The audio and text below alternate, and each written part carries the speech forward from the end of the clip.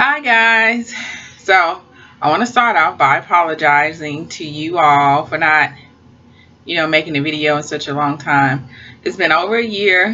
When I left you off, I was going to the doctor, I believe, and get my AMH drawn, preparing for IVF. It was my IVF consultation, and I never came back to let you know how it went, or are we pregnant, did we do IVF, what happened. So now it's over a year later, and I'm going to try to update you. I don't have any notes, anything written down, so hopefully I don't miss anything, and if I do, I'll try to come back and make another video on that.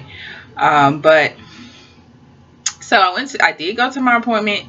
I had the AMH drawn. I did make a video with the results. I didn't post it at the time because I was kind of emotional. So this is what happened.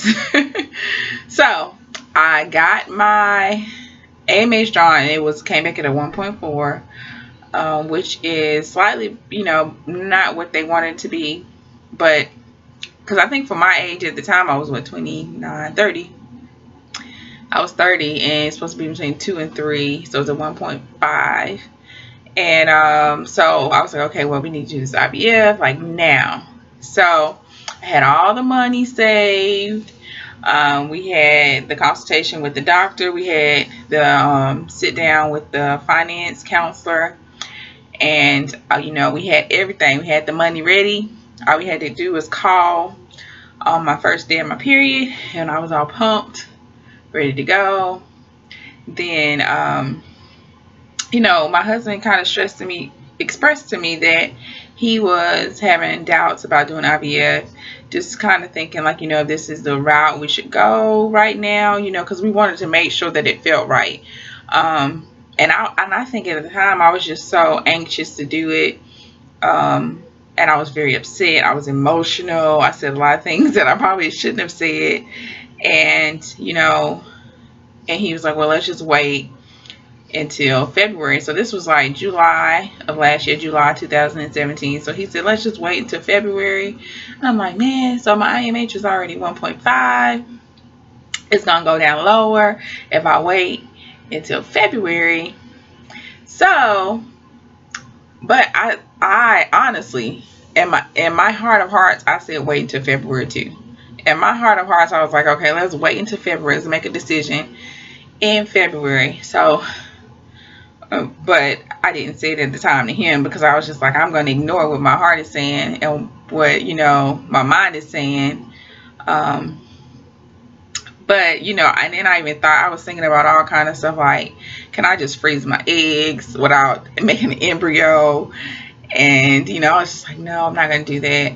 So, because it takes two to do IVF, or if you don't have a partner, it takes a sperm donor, or it takes a donor, embryo donor, or whatever.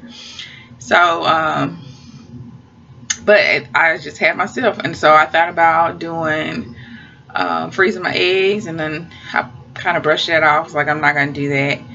And so we ended up waiting until February. So, but during that time, between July and February, we bought a house. So we did spend some of that savings that we had towards IVF. We bought a house. We moved. So that was an exciting time for us. And we're still within our first year of living in our new home. So yay to us, first time home buyers. And so we bought our house that December of 2017. And then, so when February rolled around, I kind of thought about what we talked about, and I was like, okay, should we do IVF? But my husband was still kind of on the fence, and I was too, and honestly, at this point, because, I kind of wanted it to really just know that this is what we're supposed to be doing. And so instead, I looked online, and I wasn't pregnant at this time.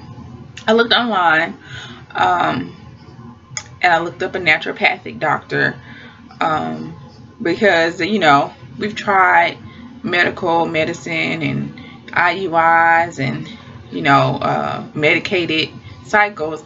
So I kind of wanted to see what the naturopathic doctor could do. So I had my first appointment with her in February. So and I was like, well, you know, maybe February was coming from somewhere. So I had my first appointment with her in February. She ran a bunch of tests that may have not been ran before, but ultimately, so I had some type of and I have slightly on the borderline for thyroid issues. Then it was a vitamin D deficiency, which I googled this, and there have been links to infertility to vitamin D deficiency. There are still studies that have been conducted on that though.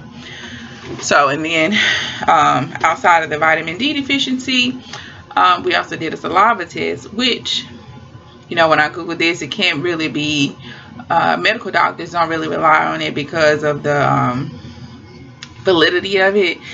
They don't know how factual it is. So so what did I say? Thyroid, borderline, low cholesterol. I don't know if that's linked or not, but low cholesterol, which she said was kind of weird because most people have high cholesterol, but mine was low. And then vitamin D deficiency. And then when we did the saliva test, came back that my estrogen was on the low side, and my testosterone levels were on the higher side. Progesterone levels were just right. It also had FSH, I think, on there. I think that was okay because she didn't mention anything about it. So she really focused on those areas really for hormone imbalance. And we took you know, a bunch of stuff. We took a bunch of stuff. The bill got to be ridiculous, like as far as like supplements. So we didn't take anything that was like medication. Everything that we took was over the counter. Basically, you didn't have to have a prescription for it. So but she really focused on hormone imbalance. I told myself that, you know, I would give it until July. Like, we kept switching it up every month. I would go and see her every month from February. And you know, so at this point I'm like, okay, well, technically I'm no longer unexplained infertility, because if I have a hormonal imbalance, I'm no longer unexplained infertility. And also at the appointment, you know, this is the first time that I realized that my cycles weren't normal in terms of like pain and menstrual cramps. And I explained to her, you know, and I guess I've never had this conversation with anyone, like a doctor, sister's mother, anybody, because I always thought it was just normal. Oh, you're on your cycle, you're on your period. That's just, you know, you're just supposed to feel that way, but that's not the case. So, but on my menstrual cycles, I have pain to the point where, you know, sometimes I vomit. Sometimes, you know, if I don't take medication, I can't function. Like, I'm just like, I can't move. I'll just curl up in a ball. And, you know, but if I take medication, you know, I can get through the day. And actually, I just have to take medication for that first day. And then I can get through the day. But if I don't take medication, I'll throw up 100% of the time.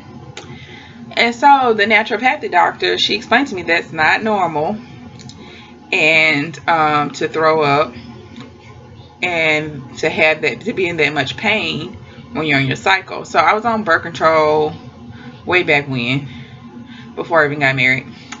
And I explained to her when I was on birth control, I didn't have any cramps, and she said that's kind of what, you know, your period is supposed to be like. You know, you have cramps, but it shouldn't be to the point to where, you know, you throw up, or it just should be uncomfortable. But yeah, so at that point, okay, I was like, okay, well, that's not normal. But we didn't really focus on that. We really focused on the hormone imbalance. So let's fast forward. I said I was going to give it until July.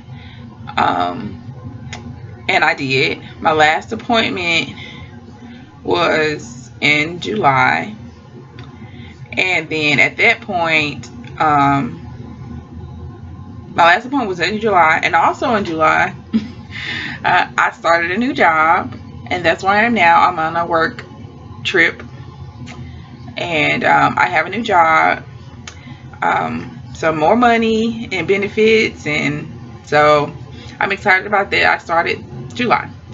So stopped going to the naturopathic in July, started a new job in July, and then so I looked back into the same doctor that I visited a year ago and decided that I wanted to talk to her about possibly doing another IUI.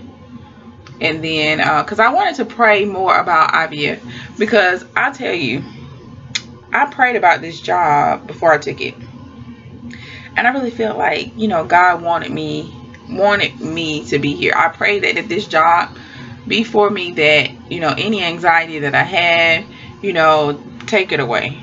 And when I accepted the offer for the job, I felt peace, and I didn't have any fear. And I want to have that with IVF. When I say to the doctor, I want to do IVF, I want to have that peace in my heart that this is what God wants me to do. And I don't have that yet. And that may be the journey that we will take. But I want to continue to pray about it. And I just want to wait to hear, you know, or to have that peace from the Lord. Where was I? So I was going to the doctor so that I could do IUIs. And while I was there, I wanted to tell, okay, let's do an IUI before the year ends, because my insurance is going to change because I have this new job and it starts in October. So my current insurance, you know, IUIs would have been covered. I just have to meet my deductible. So I wanted to try to squeeze in like 2 IUIs. So as I was explaining to her all the things that the naturopathic doctor went over, you know, she's like, oh, that's fine. You know, just keep taking those. You can keep taking the supplements that you're taking if you like. You know, it's not going to harm anything. And then she actually kind of reviewed the saliva test. And I would show it to you, but I didn't bring it with me. There may be a separate video. We can make a separate detailed video about the naturopathic visit and the stuff that we went over. But when I got the chart back, it showed a graph of like your peak. Like, so it showed a peak of estrogen, and then it showed the peak of progesterone and how it flows. Kind of looks like a mountain. And she said the chart looked textbook. So she's like, is this yours or is this, you know? No, it's mine. So it is. But and that's the way the naturopathic doctor explained to me. It does. The chart, the form of the chart is perfect, but the levels themselves are low. So for on the estrogen side. And then so my medical doctor at the fertility clinic explained to me that, you know, all of that stuff can be supplemented with medication.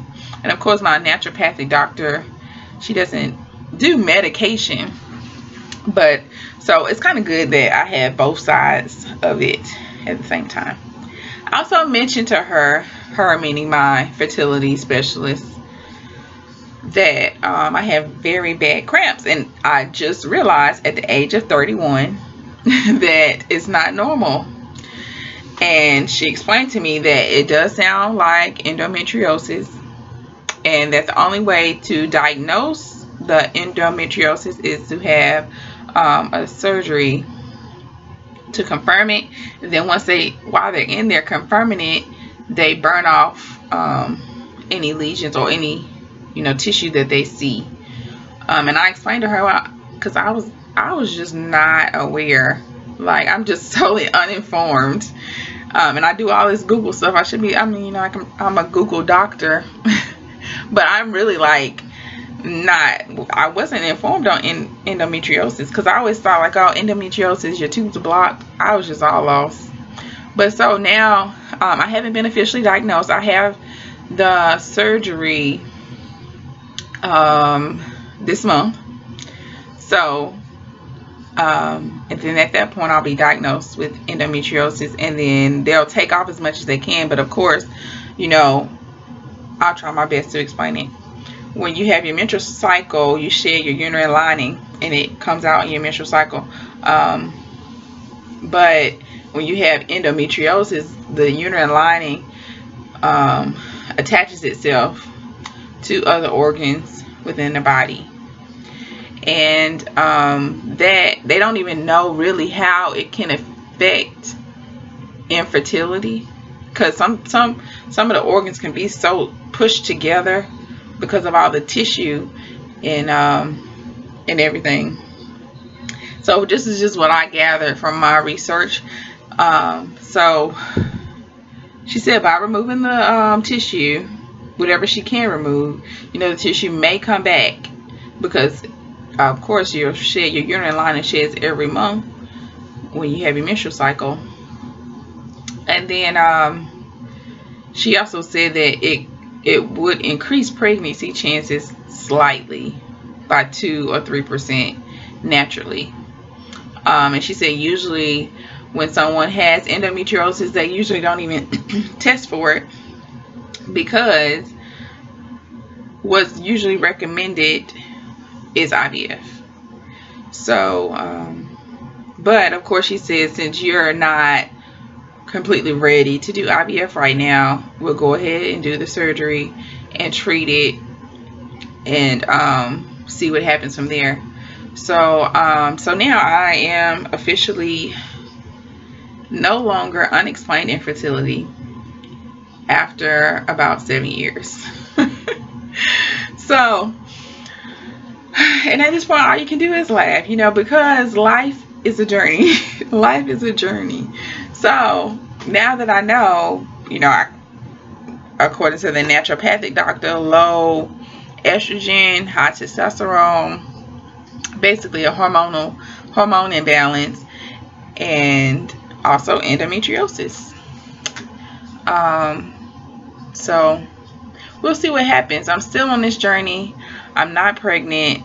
You know, I should have started the video off with that. You had to wait all the way until now to find out that I'm not pregnant.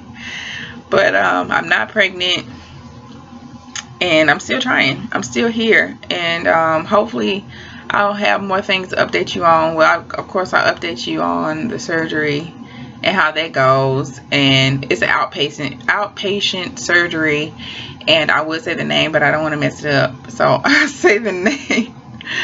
I'll say the name when I come back. But if you have any other questions, you know, I've been gone a while. If you have any other questions that you'd like me to answer, you know, just write them below, and I'll try to include them in my next video. Alright, thanks for watching. Bye.